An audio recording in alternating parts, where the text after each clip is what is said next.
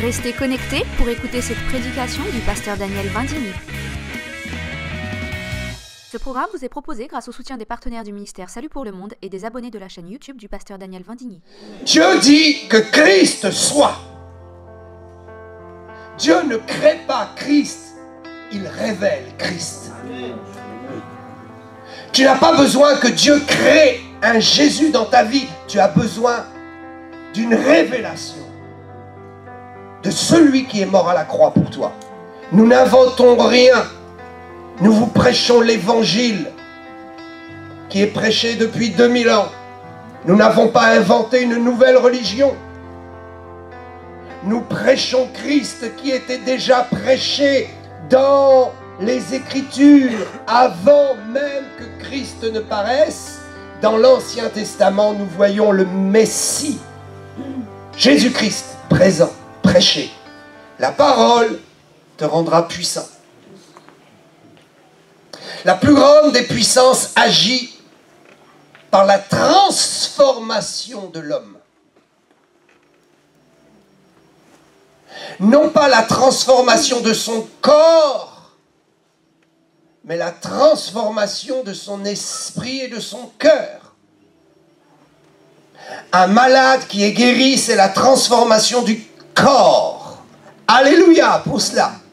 Mais ce n'est pas la plus grande puissance manifestée. La plus grande puissance manifestée, c'est lorsque la parole qui est la puissance transforme ta vie. Transforme ton cœur, transforme ta mentalité, te fait naître de nouveau.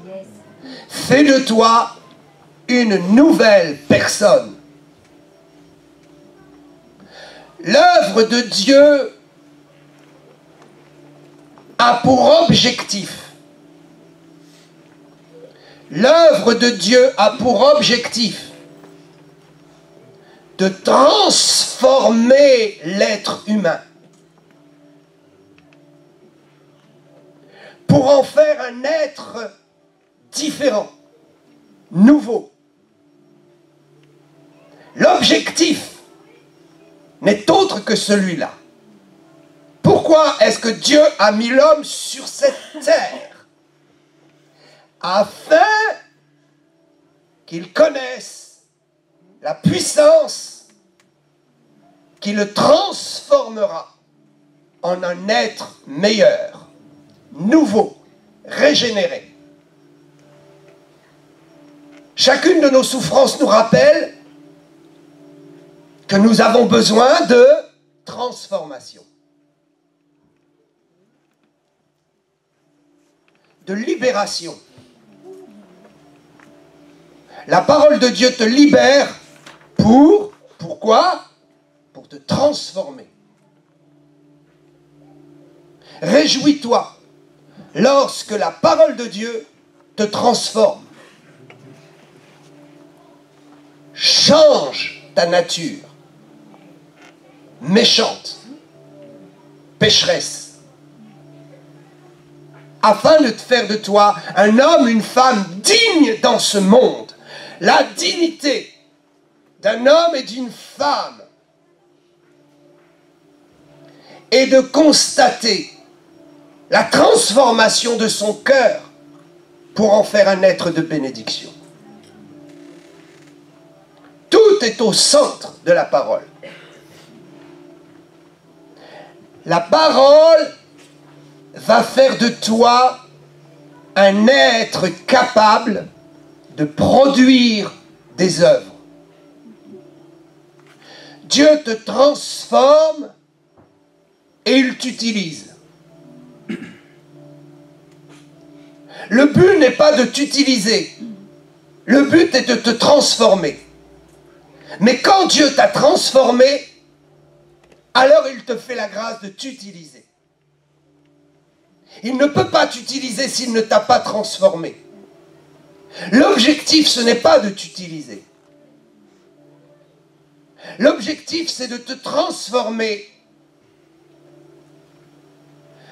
de te faire avancer de gloire en gloire, afin de t'amener à la stature de Christ. Et quand tu parviens à une transformation, Dieu voit un bénéfice et un intérêt. Il t'utilise.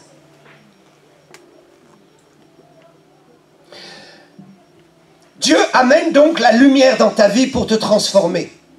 Les ténèbres ne peuvent pas transformer.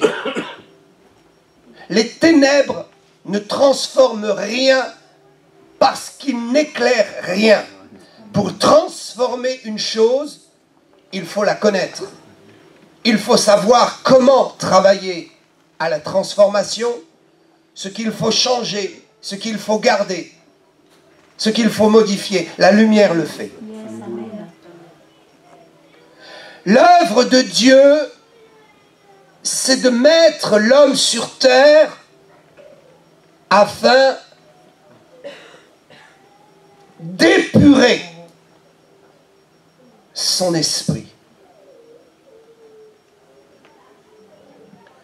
Dans Genèse 1, 3, il est dit, Dieu dit que la lumière soit et la lumière fut. Nous savons que à ce stade, le Saint-Esprit est présent.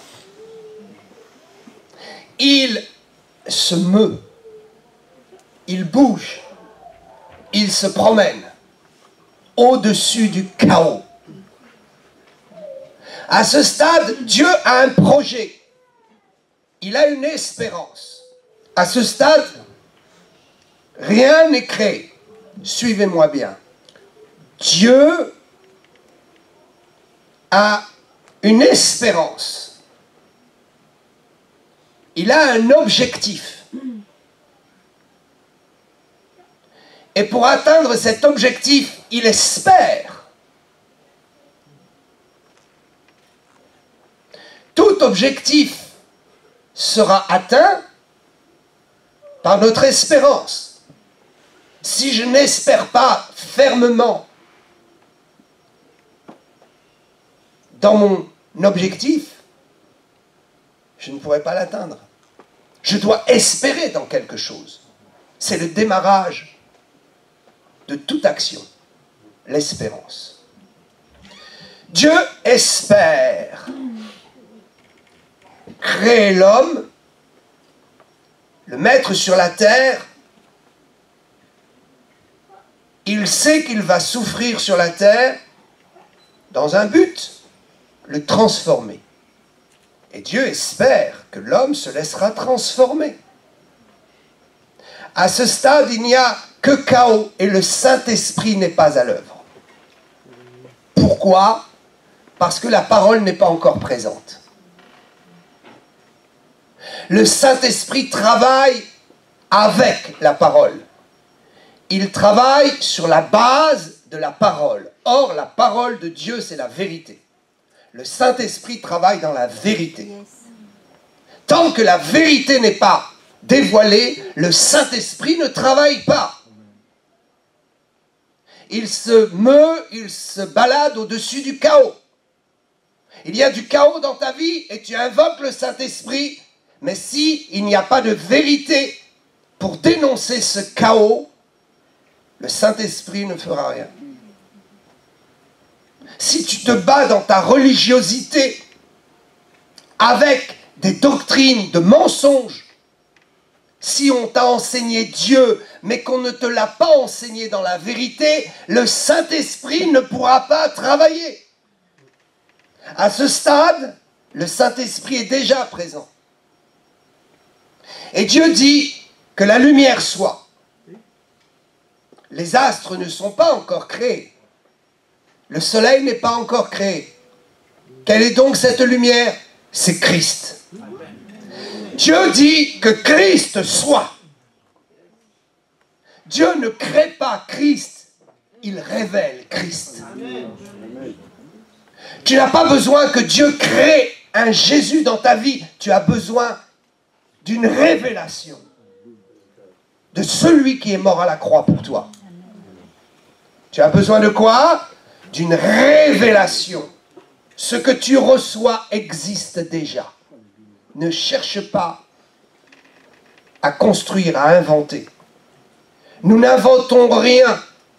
Nous vous prêchons l'évangile qui est prêché depuis 2000 ans. Nous n'avons pas inventé une nouvelle religion.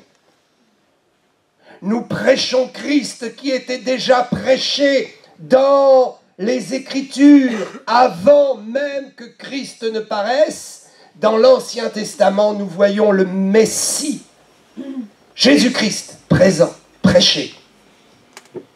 Et nous le voyons révélé dans la Nouvelle Alliance.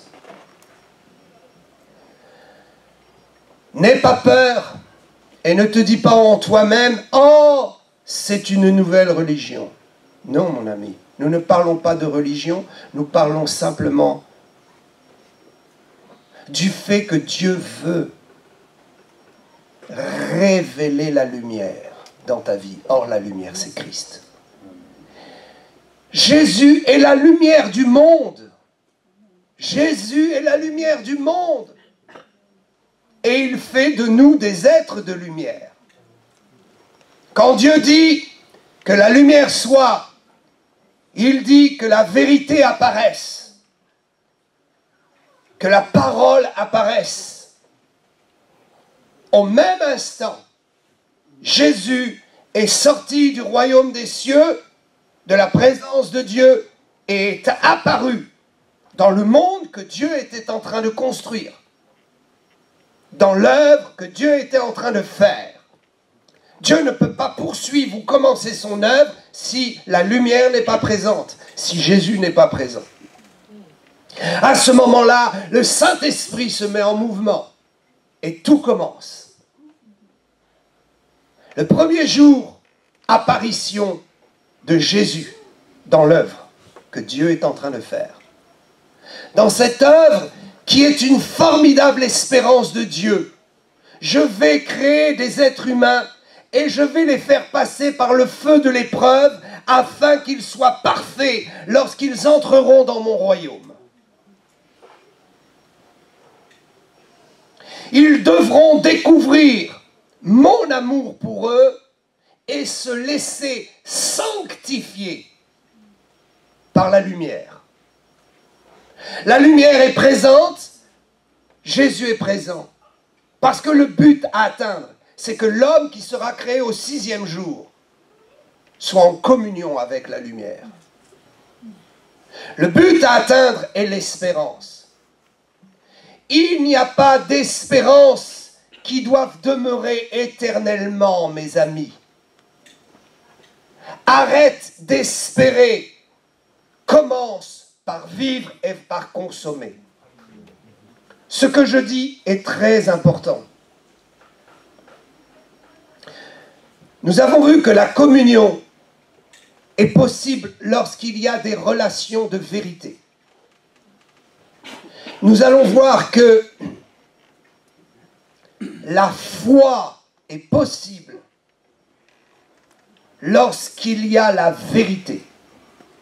Lorsque notre foi est basée sur la vérité.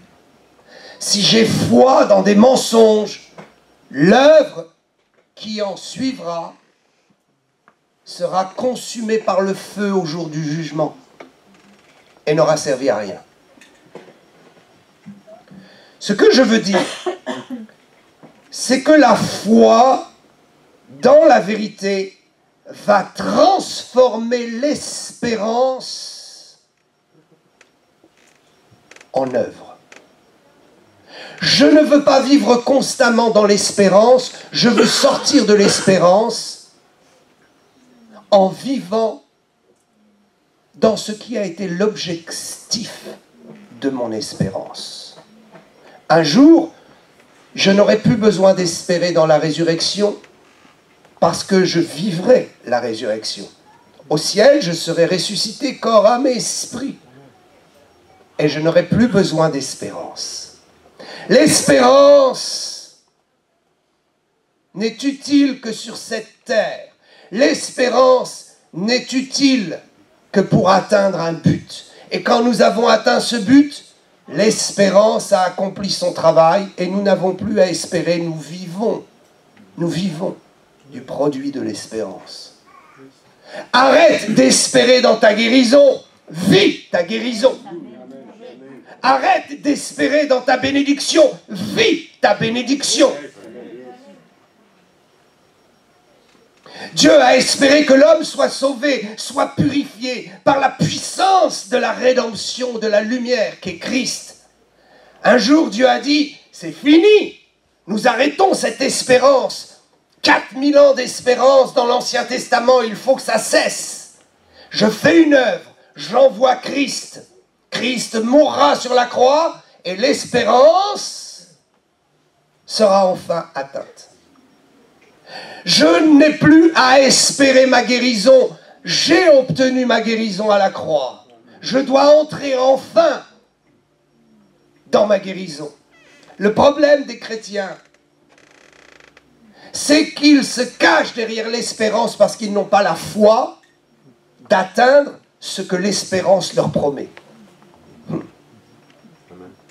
Les chrétiens religieux souffrent et se cachent derrière l'espérance parce qu'ils n'ont pas compris qu'il y a un moment donné, il ne faut plus vivre d'espérance. Il faut vivre dans la foi et il faut vivre du produit de notre espérance. Une espérance ne sera pas atteinte sur cette terre. Une espérance ne cessera pas sur cette terre. La résurrection. Mais si je vis dans l'espérance de ma bénédiction, chaque œuvre de bénédiction dans ma vie fait cesser une espérance. Tu dois arrêter d'espérer d'entrer dans ton ministère. Tu dois rentrer dans ton ministère. Il y a longtemps que je n'espère plus rentrer dans mon ministère parce que je suis rentré dans mon ministère. J'espère d'autres choses. Je vais d'étape en étape. L'espérance d'une espérance à une autre espérance et une autre espérance, c'est le cheminement de la gloire vers la gloire. Je marche de gloire en gloire. J'ai un objectif et j'ai l'espérance. J'atteins cet objectif. Une autre espérance se présente à moi. Arrêtons de vivre constamment dans la pauvreté de l'évangile. Arrêtons de nous cacher derrière l'espérance parce que nous n'avons pas la foi d'atteindre cette espérance. La foi te permet de passer du stade de l'espérance au stade de la réalisation de ce que l'espérance promet. Ce que je dis est biblique. Romains 8, 24. Regardez ce que dit Romains 8, 24. C'est en espérance que nous sommes sauvés. Or, l'espérance qu'on voit n'est plus espérance. Ce qu'on voit, peut-on l'espérer encore? L'espérance que l'on voit n'est plus espérance. J'espère dans ma guérison. Quand ma guérison est obtenue, je n'espère plus dans ma guérison, puisque j'ai ma guérison. Il faut donc passer du stade de l'espérance au stade de la bénédiction. C'est une forme d'incrédulité très dangereuse et satanique que de se cacher derrière l'espérance constamment. Je le dis et je le répète. Il y a des espérances qui demeureront jusqu'à ce que nous soyons morts. Mais il y a des espérances qui doivent cesser. Comment? Par le processus de la foi. Dieu a cru en toi. C'est pourquoi il a agi et investi dans ta vie afin que tu atteignes le but de son espérance. Son espérance, c'est de te voir transformé, de te voir vivre heureux et de te voir consommer le bénéfice de la croix.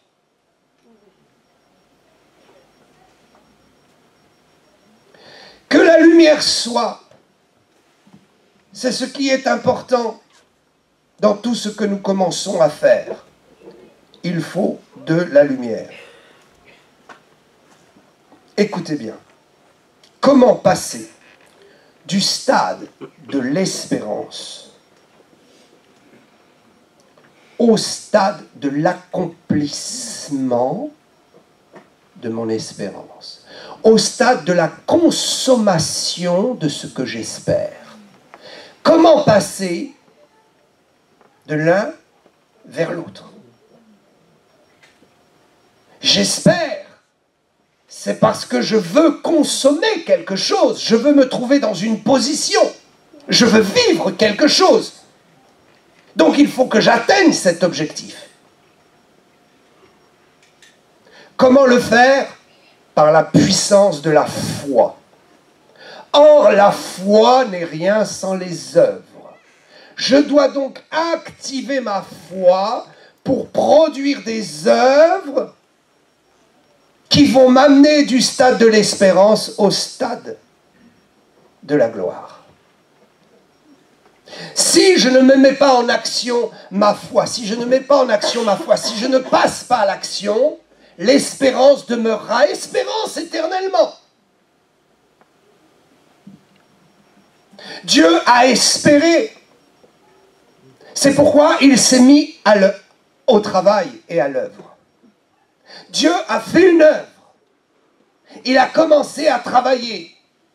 Il a commencé à créer l'homme, espérant que cet homme se convertisse, purifie son cœur et son âme, et se retrouve dans la présence de Dieu pour l'éternité. Donc Dieu fait une œuvre avec toi. Jour après jour, le Saint-Esprit travaille. Il sépare le chaos de ce qui est noble. Il sépare les ténèbres de la lumière.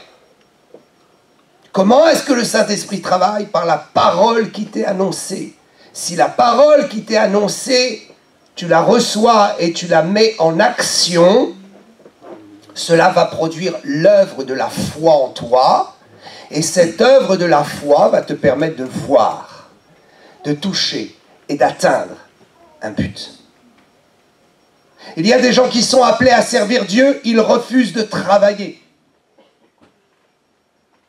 Ils ont l'espérance de guérir les malades, de s'adresser à des foules, de convertir les gens. Mais si cette espérance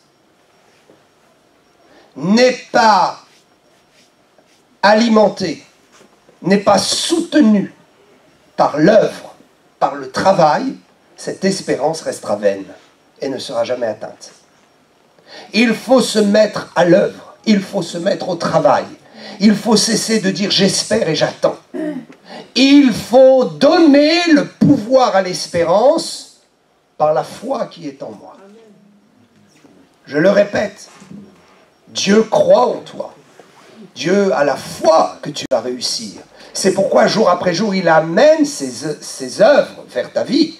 La providence qui s'ouvre à toi n'est autre que l'action angélique, n'est autre que le Seigneur qui permet. Il y a des gens qui disent « Oh, Dieu m'a appelé, je suis appelé, j'ai l'espérance de le servir. » Et quand Dieu les met dans une situation où ils vont pouvoir apprendre, se mettre au travail et commencer une œuvre pour atteindre l'objectif, ils fuient dans une église morte. Et ils meurent avec leur espérance. Les cimetières sont remplis d'espérance. Ce que Dieu m'a promis, je l'espère. Mais je ne veux pas mourir avec cette espérance sans avoir vécu, expérimenté ce que Dieu m'a promis. Ce que je vous dis n'est pas du lait spirituel. Ce que je vous dis est une parole de profondeur que Dieu m'a révélée. Le Seigneur m'a interpellé et il m'a dit amplifie l'œuvre de ta foi. Élève l'œuvre de ta foi. Trop longtemps tu as espéré dans des choses pour lesquelles tu ne devrais plus espérer. Car nous l'avons lu, ce que nous avons atteint ne peut plus être nourri de l'espérance. Mais nous consommons et nous vivons des bienfaits, des promesses de Dieu. Alléluia. Amen.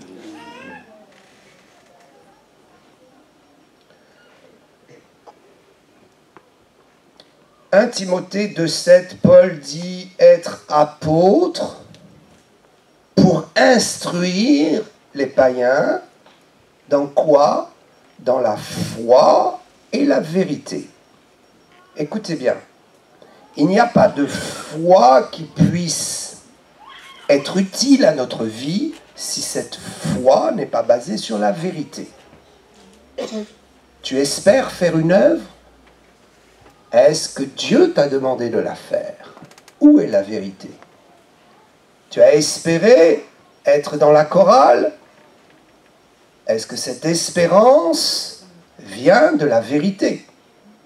Est-ce que Dieu t'a parlé? Est-ce que tu n'as pas construit une espérance sur tes propres désirs?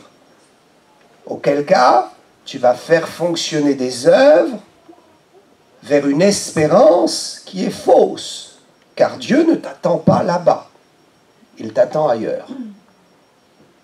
Il ne t'attend pas où? Il ne t'attend pas là où tu as tes propres désirs. Il t'attend ailleurs.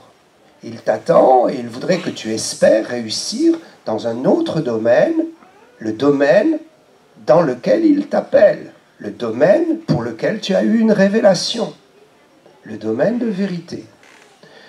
Paul enseignera la foi, mais dans la vérité. Tu ne peux pas avoir foi dans quelque chose qui n'est pas vrai. Il faut avoir foi dans la révélation de Dieu. Tu peux toujours avoir foi dans la réincarnation. Mais la réincarnation n'est pas le moyen dont Dieu travaille dans sa parole. La vérité de la parole de Dieu, c'est que Dieu nous dit que nous n'allons pas réincarner. Et si tu mets ton espérance dans la réincarnation, tu vas mourir dans une fausse espérance et tu vas te retrouver devant le tribunal de Dieu. Et si tu n'as pas Christ dans ta vie, ce sera terrible, terrible. Les angoisses de l'enfer, terrible. Si quelqu'un est venu te prophétiser, tu dois servir Dieu dans tel domaine. Si Dieu ne t'a pas parlé personnellement, tu vas aller dans une espérance qui est fausse. Et tu n'atteindras jamais l'espérance véritablement. C'est pourquoi il faut espérer et baser son espérance et construire ses espérances et ses objectifs de vie. Quoi donc? Ses objectifs de vie. Si tu veux réussir ta vie, veux-tu réussir ta vie? Construis donc des espérances dans des objectifs qui sont vrais, que Dieu veut pour toi, dont Dieu t'a parlé, dont la parole de Dieu va attester la vérité. Donc, je veux transformer mon espérance en réalisation. Je passe par un chemin que l'on appelle la foi.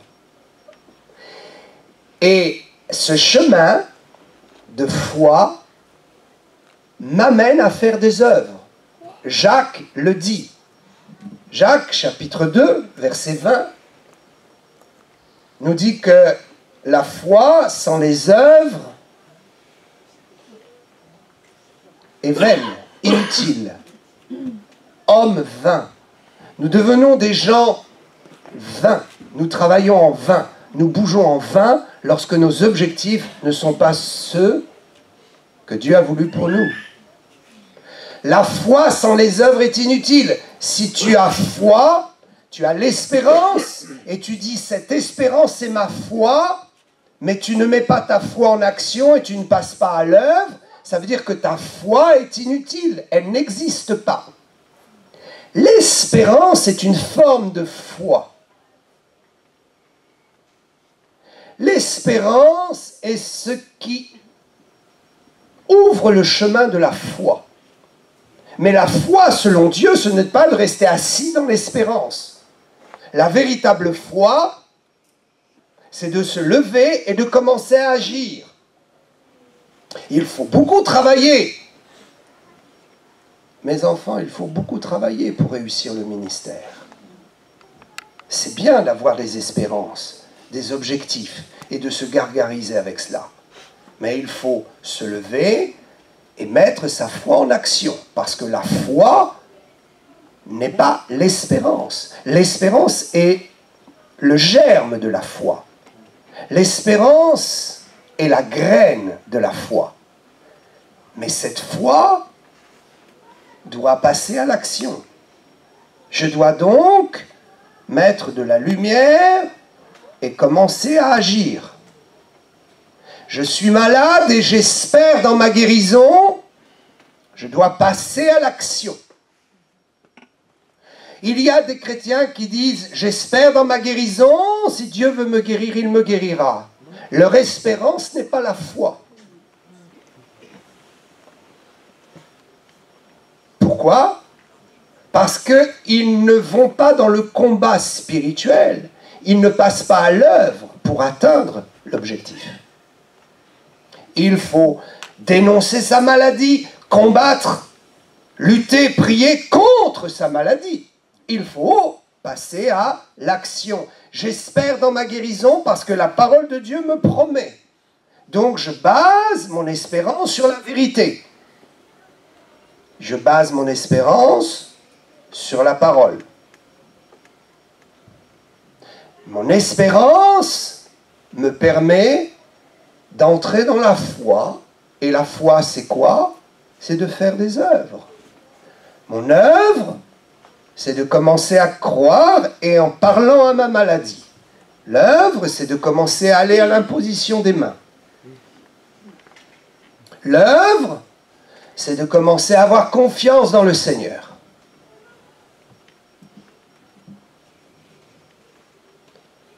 Alléluia. Amen.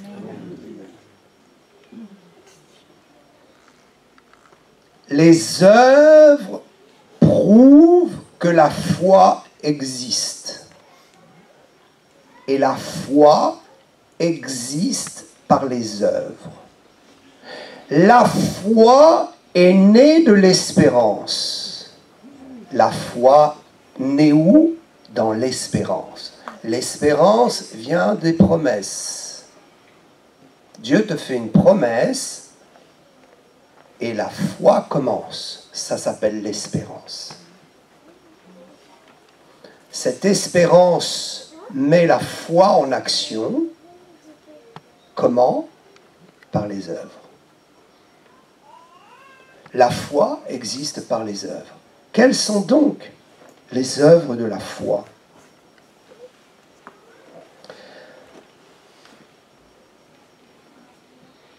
Les œuvres de la foi sont peut-être différentes de ce que nous avons toujours cru. L'œuvre de la foi se décompose en deux mouvements. L'œuvre de la foi est animée par deux choses. L'œuvre de la foi est spirituelle et elle est concrétisée dans le monde matériel. Je vois un pauvre et je lui donne à manger, ça c'est la concrétisation matérielle de ma foi. Mais la concrétisation matérielle de la foi n'est pas suffisante. Je suis malade, je vais à l'imposition des mains, c'est la concrétisation visible et matérielle de ma foi, c'est une œuvre. Dieu m'appelle à acheter un bâtiment, j'ai une espérance, je veux ce bâtiment, je veux que cette année, cette espérance s'arrête. Pourquoi? Parce que je posséderai ce bâtiment et je n'aurai plus besoin d'espérer.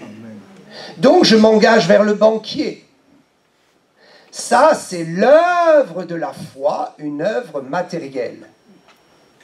Mais derrière toute œuvre matérielle se cache l'œuvre spirituelle de la foi. Ce sont quoi les œuvres de la foi? Ce n'est pas simplement ce que l'on voit. On nous a toujours appris que c'est ce que l'on voit. Parce qu'effectivement, Jacques va dire, si ton frère est malade, ou s'il manque de nourriture, tu dis que tu as la foi, mais si tu ne lui donnes pas à manger, tu n'as pas la foi, ce n'est pas une œuvre.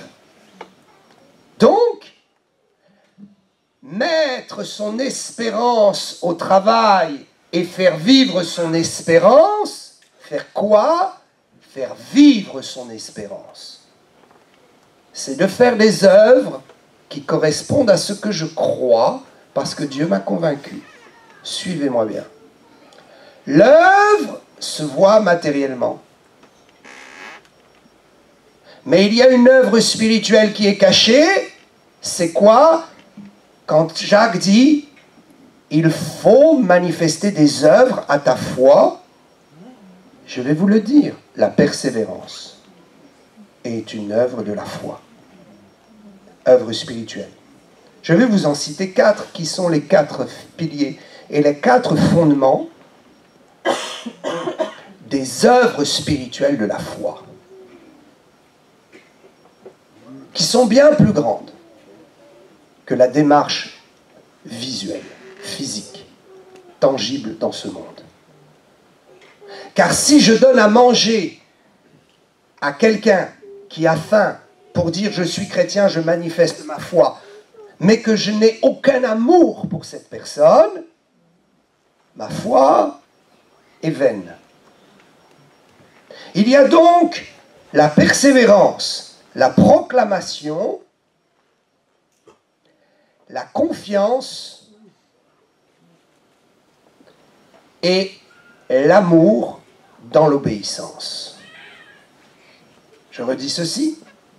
Les œuvres de la foi sont la persévérance, la proclamation, la confiance et l'amour qui nous pousse à l'obéissance. J'ai dit il y a 4 piliers, vous pouvez faire 5 piliers si vous voulez, différencier l'obéissance de l'amour. Mais je mettrai les deux ensemble. Peu importe. Tu dis que tu as la foi et tu fais les choses, mais tu n'as pas confiance. Au fond de ton cœur, tu n'as pas confiance. Tu es malade, tu espères dans ta guérison parce que la parole de Dieu te dit que tu pourras être guéri et que Jésus t'a déjà guéri. Alors tu t'avances à l'imposition des mains et que se passe-t-il? Pendant que l'on prie pour toi, tu n'as pas de confiance dans ton cœur. Autrement dit, ton œuvre n'est pas une œuvre de la foi. C'est une œuvre religieuse. C'est une œuvre quoi?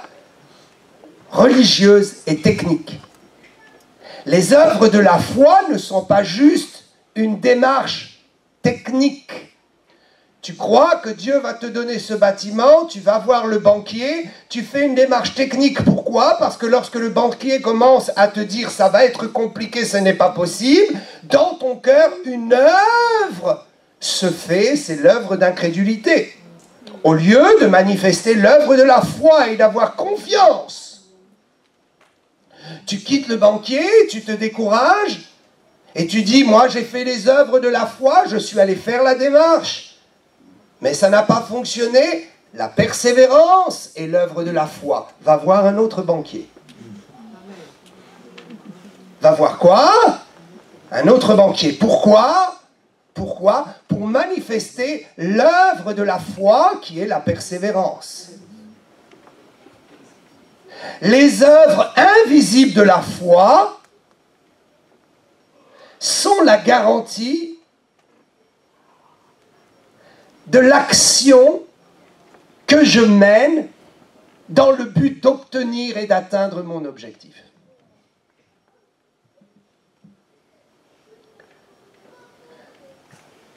Tu es malade, tu as été voir le médecin, tu as mis ta foi en action, parce qu'il faut aussi aller voir les médecins. Mais ta confiance n'est pas dans le médecin, Ta confiance est en Dieu qui va éclairer le médecin pour te guérir. Ta confiance est où? En Dieu.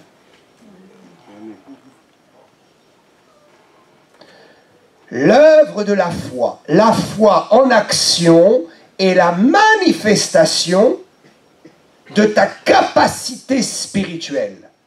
De quoi? De ta capacité spirituelle à proclamer. Les médecins t'ont opéré, proclame. Proclame que Satan n'aura pas ta vie. Proclame. Fais une œuvre spirituelle. L'œuvre de la foi qui est l'œuvre invisible de ton cœur et de ta détermination.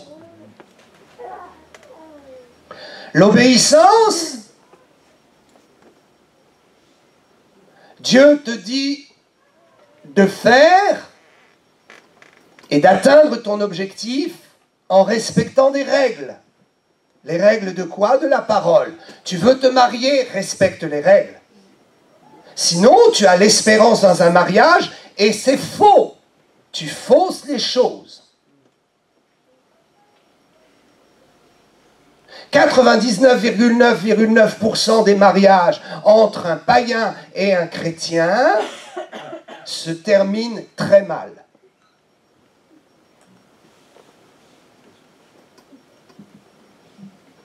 Dieu te dit d'atteindre un objectif, mais il te dit de ne pas passer par la fraude. Il te dit de lui faire confiance et surtout d'obéir à sa parole afin d'atteindre l'objectif dans les règles. Tu veux servir le Seigneur? Soumets-toi à ceux qui t'ont devancé et soumets-toi à des pères spirituels. Dieu t'a appelé, c'est très bien, tu as l'espérance de le servir. Tu veux atteindre cette espérance et rentrer dans ton ministère. Alléluia. Tu te lèves et tu commences à faire des choses. Alléluia.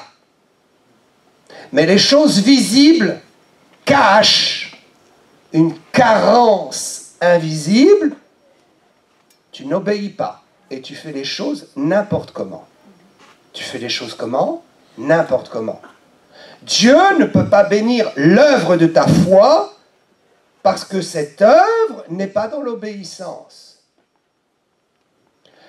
Nos actions doivent se marier et doivent épouser la conformité à nos œuvres spirituelles. Sinon, nous allons échouer. Je voudrais finir avec ça.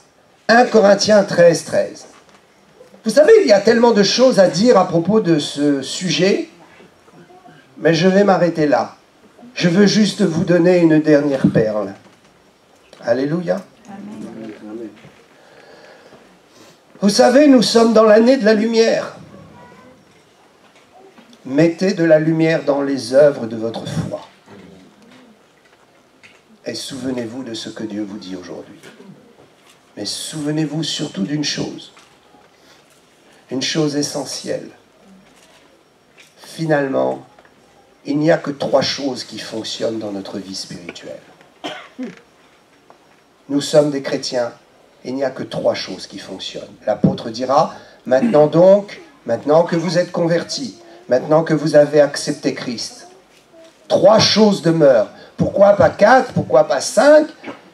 Peut-être si vous et moi, nous avions écrit ce texte, nous aurions rajouté des choses. On aurait dit d'autres choses sont importantes et demeurent. Mais Dieu dit non. La foi, l'espérance, la charité. Le plus grand, c'est la charité. Écoutez bien. La foi et l'espérance vont s'arrêter. L'espérance s'arrête quand ta foi a atteint le but. Et ta foi s'arrêtera au ciel parce qu'il n'y aura plus besoin de foi puisque nous ne vivrons plus dans des espérances. Nous vivrons dans la réalité du royaume de Dieu. Nous réaliserons la joie de vivre éternellement dans le paradis où il n'y aura plus de larmes, plus de douleur, plus de souffrance, plus de nécessité de Dieu de nous transformer. Dieu aura parfaitement atteint son but et il n'y aura plus besoin d'espérance, donc plus besoin de foi, mais une seule chose demeurera, notre amour pour Dieu. Voyez, tout ce que vous faites dans votre vie chrétienne, tout ce que vous cherchez à atteindre est basé sur l'espérance et la foi. Tout, absolument tout. Nous voulons vivre heureux, n'est-ce pas? Nous voulons arrêter d'être oppressés par la maladie, le malheur. Nous voulons que ça cesse.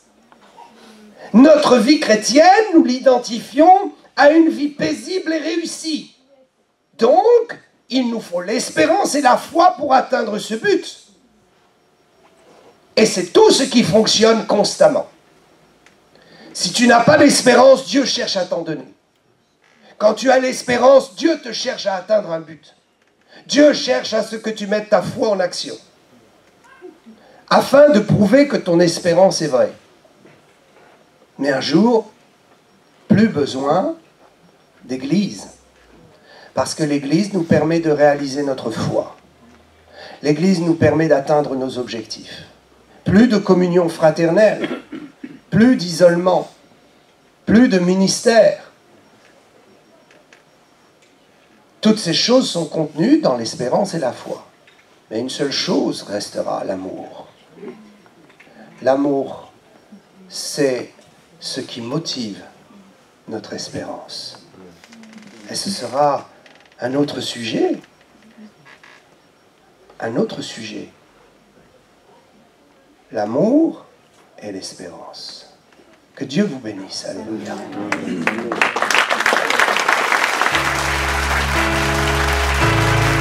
There is power in the name of Jesus.